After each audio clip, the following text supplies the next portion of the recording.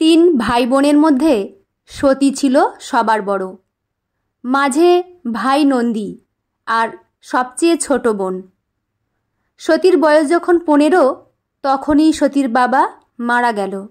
রেখে গেল শুধু 3টে বলদ, 5টা গাই আর 8টা বাছুর।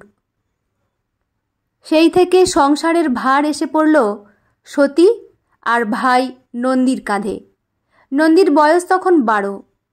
স্কুলে যেত মাঝে মাঝে। দিদিকে এত কষ্ট করতে দেখে তার ভীষণ খারাপ লাগতো। সে জানতো এই বয়সে মেয়েরা সাজগোজ করে, বন্ধু বান্ধব নিয়ে ঘুরে বেড়ায়, কেউ বা পড়াশোনা করে, অথচ তার দিদি সারাদিন গরুর গোয়ালেই ব্যস্ত। ভোরে উঠেই সতী দুধ দোয়াতো, গোয়াল পরিষ্কার করত, খড় কেটে দিত। দুধ দোয়া শেষ হলে নন্দী সাইকেলে করে 2 কিলোমিটার দূরের মিষ্টির দোকানে পৌঁছে দিত। ততক্ষণে সতীর মা ঘরের সমস্ত কাজকর্ম সেরে তাদের জন্য তৈরি করে রাখত সকালবেলার খাবার। কোনো দিন মুড়ি, দুধ, বেশি হলে ছানা কাটিয়ে একটু একটু ছানা সবার পাতেই ভাগ করে দিত। অথবা কোনো দিন থাকত নিজেদের জমিতে চাষ করা আলুর তরকারি আর তার সাথে গরম গরম রুটি। সতী ছোট ভাই বোনের দিকে তাকিয়ে ভাবত, ওরা যদি ভালোভাবে না খায় শরীরে পুষ্টি আসবে কি করে। 2 বছর পর মাঠে কাজ করতে গিয়ে মাও মারা গেল। সবাই বলল, অত গরমে কাজ, তার উপর অপুষ্টি। নিজের ভাগ না খেয়ে সব দিয়েছে সন্তানদের। মা বেঁচে থাকতে সংসার কোনো মতে চলছিল। এবার সব দায় পুরোপুরি সতীর ওপর। সতীর বয়স তখন 19। পাড়া প্রতিবেশীরা চাপ দিল, তোর বিয়ে করা দরকার। ভরা যৌবন নিয়ে কতদিন একা থাকবি।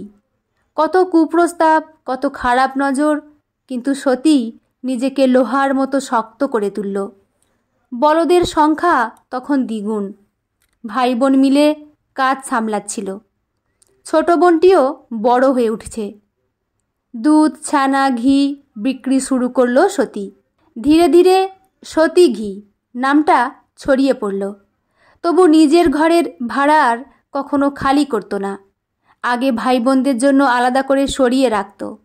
শুধু নিজের নয়, পাড়া প্রতিবেশী মানুষগুলোকেও যতটা সম্ভব সাহায্য করত। একদিন পাড়ার মন্দির উদ্বোধনের জন্য চাঁদা চাইতে এলো কয়েকজন। সতী হাত জোর করে বলল, ঠাকুর আমার অন্তরে আছেন, মন্দির করার কোনো আপত্তি নেই, কিন্তু গরিব মানুষগুলো অনাহারে আছে, বাচ্চাদের দেখে কষ্ট হয়। ভগবান তো নিজে খাবেন না, আমাদেরকেই করতে হবে। মন্দিরের দেবতার নামে যদি প্রতিদিন 10 জন অনাহারী মানুষকে খাওয়ানো যায়, সেটাই সবচেয়ে বড় পুজো। একজন মুরব্বী হেসে বলল, সে টাকা কে দেবে শুনি? তোর বাপ ঠাকুরদা নেমে আসবে? সরকার আছে এসবের জন্য, আমাদের দায় নেই। সতী তখনও শান্তভাবে বলল, ঠাকুর তো আমাদের ভেতরেই আছেন। কেউ বিরূপ চোখে তাকালো, কেউ মুখ টিপে হাসল। সেদিন সন্ধ্যায় সবিতা এলো। সে বলল, সতী, আমার ছেলেটা যখন অপুষ্টিতে ভুগছিল, তুই প্রতিদিন ছানা করে দিয়েছিলি। তুই যা বলছিস একটুও ভুল না, আমি তোর সঙ্গে আছি। পরদিন সকালে সতী ঘি ছাঁকছিল। হঠাৎ কয়েকজন মহিলা এসে দাঁড়ালো, রেখাদি, সবিতাদি, ফুলমণি, আরও অনেকে। তারা বলল, আমারও তো সতীর মতো মেয়ে, সংসার সামলাতে গিয়ে স্বপ্ন চাপা পড়ে গেছে। এবার থেকে আমরা তোর সঙ্গে থাকব। সেই দিন থেকেই সতীর উঠোনে বসল গোল টেবিল।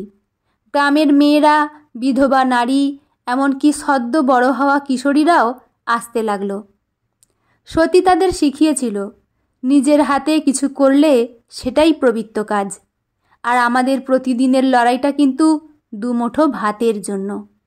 ধীরে ধীরে শুধু দুধ, ঘি বিক্রি নয়, গ্রামের মেয়েরা নতুন উদ্যোগ নিল।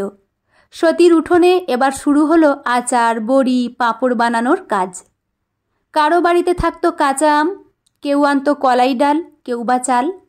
সবাই মিলে কাজ করত, হাসি আড্ডার মধ্যে দিয়ে। আচার রোদে শুকোতে দেখলে গ্রামের লোকজন অবাক হয়ে বলতো, সতী দিদি আবার নতুন কিছু করছে। বাজারে নিয়ে গেলে প্রথমে অল্প অল্প বিক্রি হতো, কিন্তু সবাই যখন খেয়ে বলল এগুলো তো একেবারে ঘরের স্বাদ, তখন চাহিদা বাড়তে লাগলো। এভাবেই মেয়েরা সংসারের খরচে হাত লাগাতে শুরু করলো। যারা আগে শুধু ঘরের মধ্যে আটকে থাকতো তারাও বলল আমরা পারি, আমাদের হাতেই শক্তি আছে। মেয়েরা ঠিক করলো মন্দির উদ্বোধনের দিন গরিব মানুষদের খাওয়াবে। কারো সন্দেহ এত খরচ হবে, কিভাবে হবে? সতী হেসে বলল, চাঁদা তো খাবারেও লাগতে পারে, শুধু ইট সিমেন্টই নয়। অবশেষে সেই দিন এলো। গ্রামের মেয়েরা ছেলেরা মিলে রান্না করলো ভাত, ডাল, সবজি, পায়েস। মন্দির উদ্বোধনের দিনে এত বড় ভোজ দেখে সবাই অবাক। যারা সন্দেহ করছিল তারাও শেষে হাত জোর করে খেতে বসল। বৃদ্ধারা আশীর্বাদ করল, মা সতী তুই সত্যিই অন্নপূর্ণা।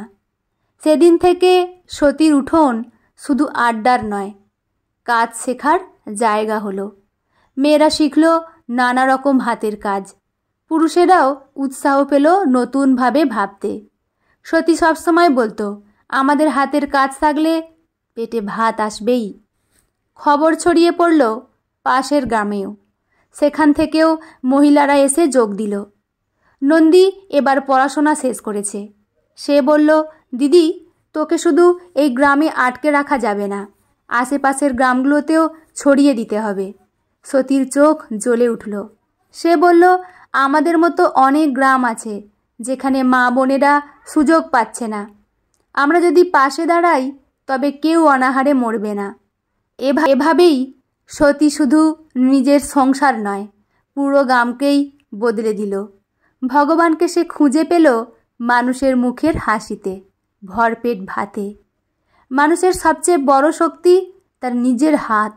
সেই হাত দিয়ে কাজ করলে শুধু নিজের নয়, অন্যের মুখেও অন্ন জোগানো যায়। ধর্ম মানে ইট পাথরের মন্দির নয়, সত্যিকারের ভগবানকে পাওয়া যায় দুমুঠো ভাতের উষ্ণতায়, অভুক্ত মানুষকে ভরপেট খাওয়ানোয়। বন্ধুরা, গল্পটি এখানেই সমাপ্ত। গল্পটি আপনাদের কেমন লাগলো অবশ্যই কমেন্ট করে জানাবেন। লেখা সুস্মিতা পাঁজা, পাঠে আমি রিমি। দেখা হচ্ছে পরের কোনো গল্প নিয়ে। ভালো থাকবেন সবাই। ধন্যবাদ।